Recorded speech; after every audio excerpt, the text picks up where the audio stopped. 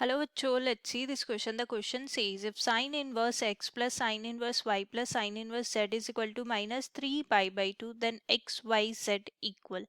तो सबसे पहले देखते हैं इस क्वेश्चन में हम क्या की कॉन्सेप्ट यूज करने वाले हैं एंड उसके बेसिस पे इस क्वेश्चन को कैसे सॉल्व करेंगे. अगर हमारे पास f of alpha is equal to sine inverse alpha है तो अल्फा की वैल्यू कहाँ से कहाँ तक बिलोंग करेगी, यानी कि इसका जो डोमेन होगा वो कहाँ से कहाँ तक होगा, दैट इज -1 से 1 के बीच में. एंड इसकी रेंज यानी कि एफ ऑफ एल्फा की वैल्यू कहाँ से कहाँ तक होगी, दैट इज -π/2 टू π/2. अब देखो ये जो क्वेश्चन है इसमें गिवन है साइन इनवर्स एक्स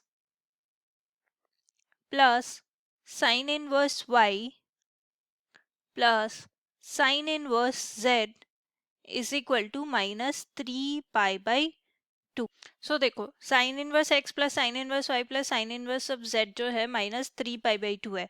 अब अगर किसी भी एक वैल्यू को मैं पॉजिटिव ले लूंगी, लेट अस सपोज दैट मैंने साइन इनवर्स एक्स जो है वो π/2 ले लिया या π/4 ले लिया, तो उसके लिए मुझे sine inverse Y and sine inverse Z को नेगेटिव लेना पड़ेगा और नेगेटिव लेके मुझे वो π/2 से भी छोटी वैल्यू -π/2 से भी छोटी वैल्यू लेनी पड़ेगी. बट यहाँ पे देखो एफ एल्फा जो है वो कहाँ से कहाँ तक लाई करता है, -π/2 से π/2.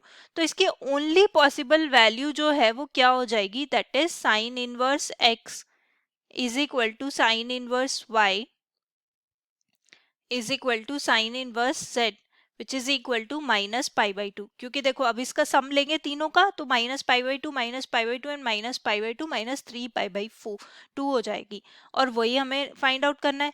अब हमारे पास sine inverse x sine inverse Y and sine inverse z की वैल्यू आ गई.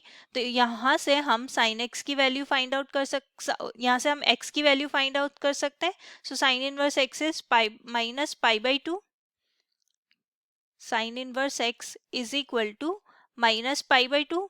सो यहाँ से हम x की वैल्यू फाइंड आउट कर लेंगे. सो x आ जाएगा sine of -π/2, so which is nothing but -1.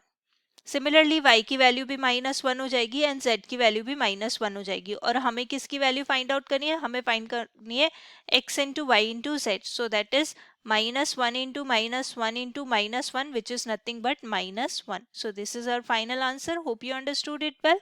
Best of luck. Thank you.